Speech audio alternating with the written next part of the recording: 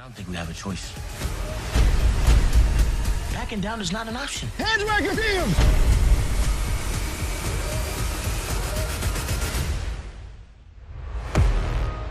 Now, this is what I'm talking about.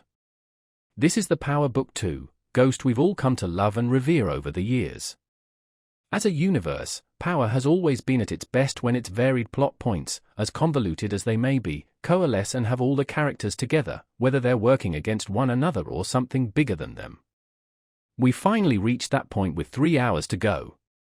While I may have lamented the emphasis on Carter and his crew during Power Book 2, Ghost Season for Episode 6, it all paid off here when they were in a much diminished role, and Carter's grandiose plan to eradicate violent crime by owning criminals all over the city slowly started to crumble.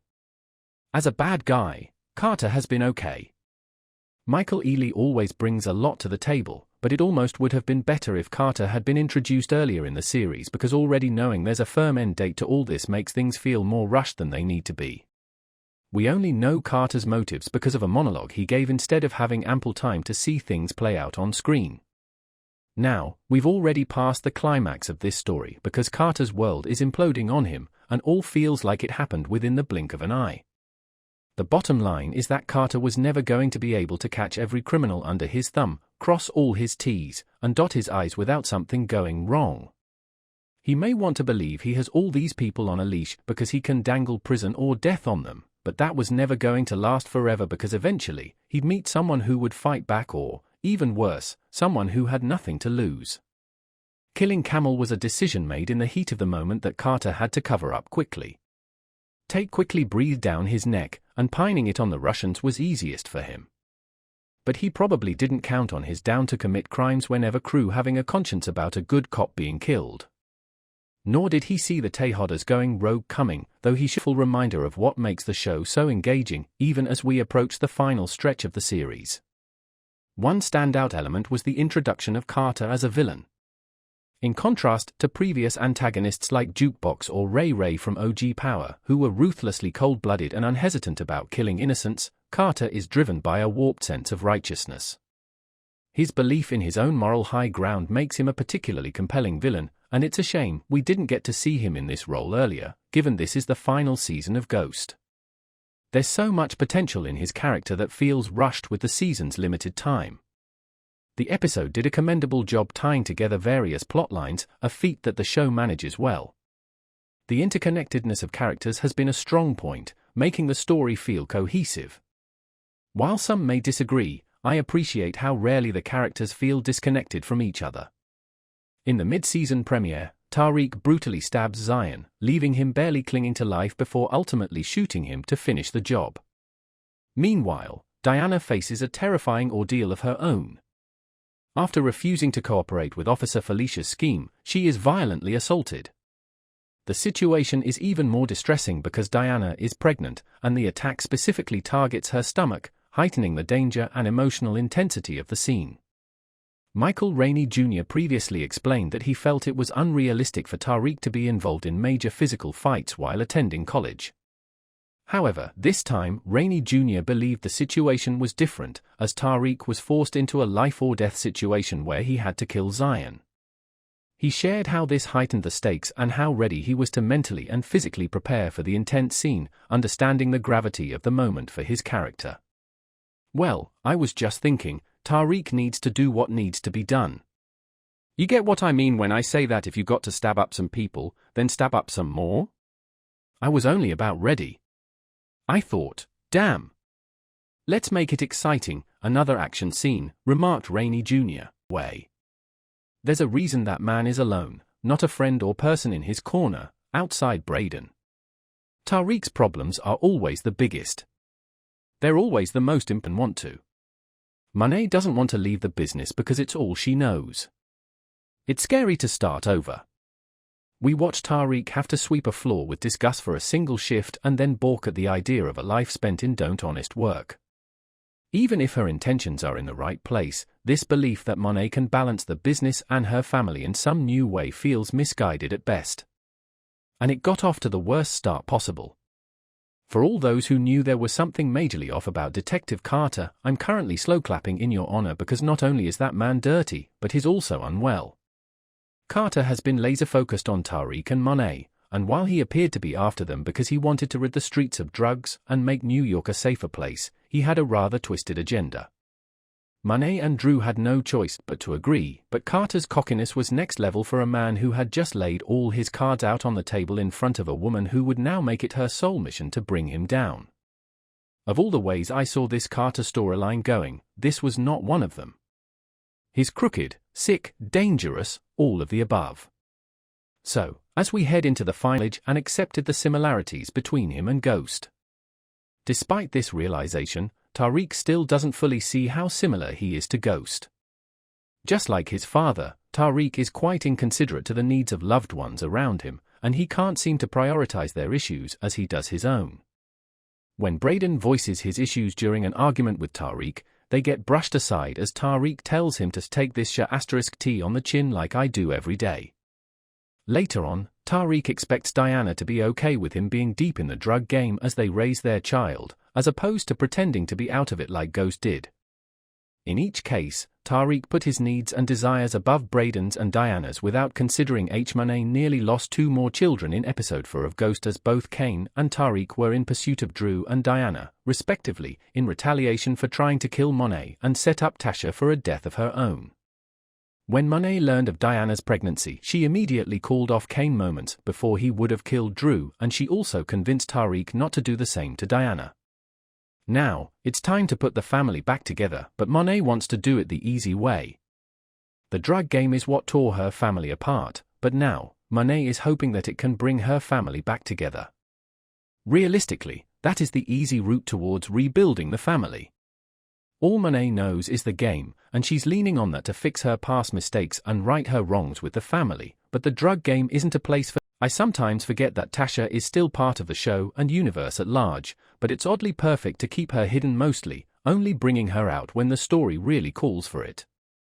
With only a handful of episodes left, it's a nice reminder that everything Tariq's working for is to get back to his mother and sister so he can be there for them and protect them. That's the ultimate endgame, and he's never wavered on that. Tariq wanted to add Carter's whole crew to his body count, but Tasha reminded him to consider whether his actions would bring him closer to his goal. And it's the truth.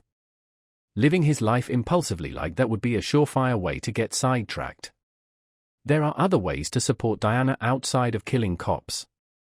It was low-key nice to hear someone understand Diana the way Tasha seemed to, considering she doesn't know Diana personally like that. But she does know what it's like to feel like Diana. To be surrounded by domineering men and people who say they want to protect you, but it feels much more like a form of control. And on top of that, they don't even do it correctly. Diana woke up in the hospital devastated, and all she had was Tariq there, someone who once again made her a promise that they couldn't keep. I don't blame her for wanting to take matters into her own hands, even if going after Felicia alone was a horrible idea. How many times have we seen these men make terrible decisions time and time again? Just acting purely out of pure emotion with misguided intentions. Diana did that when she went after Felicia with Monet's gun.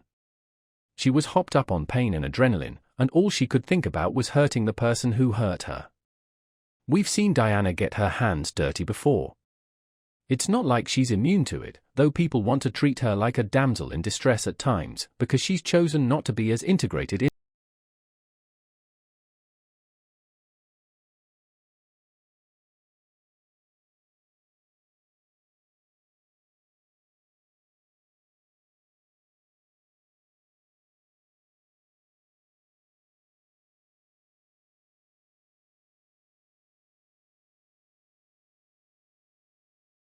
6th episode of Power season delves into Rick's plan. For Tariq, the time we had been waiting for finally arrived in Power Book 2 Ghost Season 4, Episode 6. It was actually 2 moments. The first is that it was during college parties that Noma eventually learned about Tariq and Brayden's covert drug enterprise. After the identical bag of coke was presented to her and claimed to have come from Stansfield, and also found bag of coke in her daughter Anya's bag. In the second instance, Tariq acknowledges for the first time that he is just like his father. Tariq discovers, following a series of incidents that threw him off course, that he must use his father's skills to become an apex predator in order to dominate the drug trade, protect Brayden and his mother Tasha, and secure his own safety. It looks to be a preface to Season 4's epic second half, which premieres Monet and Drew's gang, excluding Ice, who was slain by Carter, have to give him 35% of their earnings and promise not to kill any people in order to avoid being arrested and facing possible jail time or even death. Tariq was first opposed to Diana's desire to keep her kid, but he eventually comes around to the notion after going on an acid trip. He must first come to an understanding with Diana because the two are at odds about Tariq's involvement in the drug trade while simultaneously becoming a father. Cane and Noma's romance continues, while Brayden's own becomes the subject of a big argument between him and Tariq. Tariq learns two things when he finds Brayden and tells him what happened. 1. He's using cocaine backstage, and 2. Elle is well informed about their company. Tariq is not pleased with either outcome. There, he gets into a disagreement with Brayden, who says that Tariq's problems always outweigh any negative things that may be happening in his own life. But when Elle confesses that she put some acid in Tariq's water bottle earlier that night, all of Brayden's animosity toward his friend is forgotten. Monet calls a family meeting, saying they need a reset, even though Cane is unwilling to get past the fact that Drew and Diana tried to have her killed. If I can forgive them, Cane, you can too, Mama Tehoda points out. He can't, and he leaves, but not before telling Diana that having her baby will be the worst decision she has ever made. Monet wants them to cut all the outsiders out and focus on their family, but Drew wants nothing to do with the Tehodas, and he leaves, too. When it's just the Tehoda women left, Monet promises that she'll leave Diana to make her own decision about the future of her pregnancy, then outright says that the baby might be a chance for a fresh start to do family the right way. After Monet apologizes to Drew, he agrees to help her get some product to restart the business, which she promises will support the family, and not the other way around. So he recruits some soldiers and forms a plan to steal some of Noma's product to prime the pump. Tariq has had to clean up messes he made. Not too long ago, he expressed his desire to leave and returned for Tariq, but Tariq was right to question Brayden's genuine commitment to their work.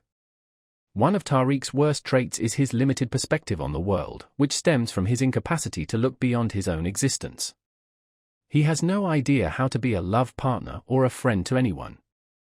You could argue that he sort of understands what it is to be a son, but it would be too obvious, so I couldn't type it without scowling. One thing you can appreciate about Brayden, though, is that he and Tariq can have a knockout, heavyweight fight, but the second Tariq was in trouble, Brayden went running. Brayden's taste in women is so awful. Elle seems like a decent girl who's been dealt a lot, and it's true that this is a crime, but in 2024, we don't try to make people loosen up by giving them drugs. Although it was kind of them to provide Elle with a more complex storyline than just the girl Brayden is sleeping with and is slowly getting him hooked on coke, I was not impressed with and truly is in what they're doing. Everything Monet is doing feels too late. The damage has been done, and she's dealing with adults with their own lives and ambitions. They no longer feel the pressure and need to conform to their mother's wishes. Cane's got his own thing going on. Diana's been saying she's out and being with child. There's less insistence she put herself in danger. And Drew, well, he's always had one foot out the door, and he's ready to move the hell on now. Props to Drew for being the one person to hold Monet accountable. He's said what he's felt, and he's made her work for his forgiveness, which was something he didn't have to extend to her in the splitting ultrasound photos. Not to mention Tariq lying to her face about Salim. It was shocking to hear Tariq come out and tell Diana his plans to be the big dog in town, as if that was supposed to impress her or excite her after all the loss she'd recently incurred and the danger she'd been in. These two trying to navigate their relationship with zero trust or affection and then successfully co-parent in the future seems like something that will never happen. It makes you wonder whether Tariq will rethink his plans for total bloodshed. Hint, the answer is no. Diana was not the only Tehoda with a choice to make.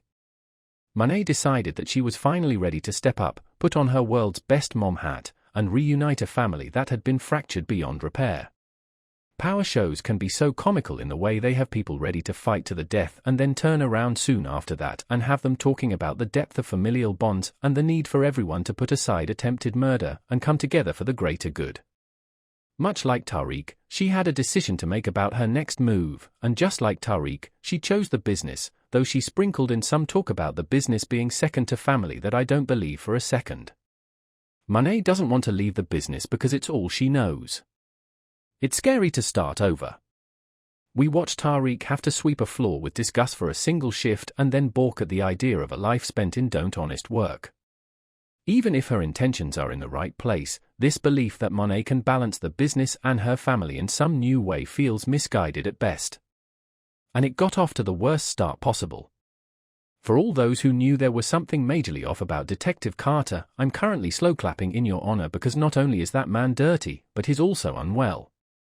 Carter has been laser-focused on Tariq and Monet, and while he appeared to be after them because he wanted to rid the streets of drugs and make New York a safer place, he had a rather to work things out with their child on the way. Tariq dropped a bomb on Diana, but telling her his plans to remain in the game as they raise their child.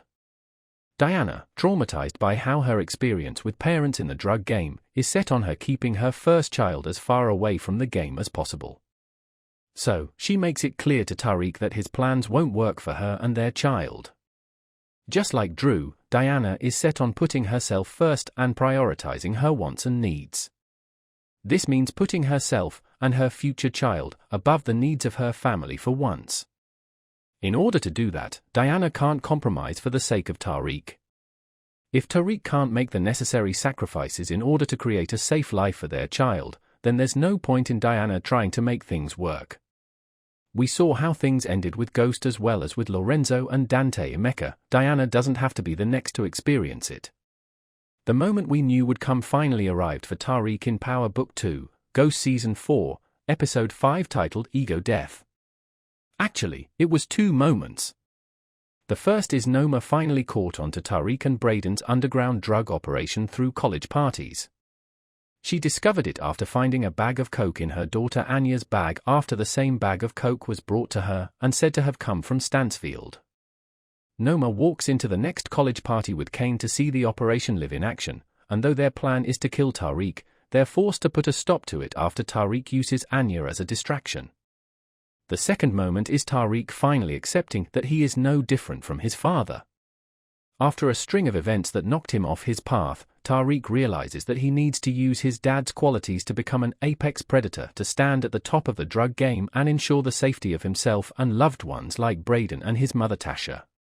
It foreshadows what appears to be an epic second half to Season 4, which begins late. These two were trying to kill one another a few hours ago, and now they're splitting ultrasound photos? Not to mention Tariq lying to her face about Salim. It was shocking to hear Tariq come out and tell Diana his plans to be the big dog in town, as if that was supposed to impress her or excite her after all the loss she'd recently incurred and the danger she'd been in. These two trying to navigate their relationship with zero trust or affection and then successfully co-parent in the future seems like something that will never happen. It makes you wonder whether Tariq will rethink his plans for total bloodshed. Hint, the answer is no. Diana was not the only Tehodder with a choice to make. Monet decided that she was finally ready to step up, put on her world's best mom hat, and reunite a family that had been fractured beyond repair. Power shows can be so comical in the way they have people ready to fight to the death and then turn around soon after that and have them talking about the depth of familial bonds and the need for everyone to put aside attempted murder and come together for the greater good. Much like Tariq, she had a decision to make about her next move, and just like Tariq, she chose the business, though she sprinkled in some talk about the business being second to family that I don't believe for a second. Monet doesn't want to leave the business because it's all she knows. It's scary to start over. We watch Tariq have to sweep a floor with disgust for a single shift and then balk at the idea of a life spent in honest work. Even if her intentions are in the right place, this belief that Monet can balance the business and her family in some new way feels misguided at best. And it got off to the worst start possible. For all those who knew there was something majorly off about Detective Carter, I'm currently slow clapping in your honor because not only is that man dirty, but he's also unwell. Carter has been laser-focused on Tariq and Monet, and while he appeared to be after them because he wanted to rid the streets of drugs and make New York a safer place, he had a rather twisted agenda. And it was Braden, even if I was nodding along with both of them when they were getting their whacks in. Braden's done a lot for Tariq, but Braden has also messed up. He's made messes Tariq has had to clean up. He wanted out not long ago and came back for Tariq, but you can't blame Tariq for having doubts about how invested Braden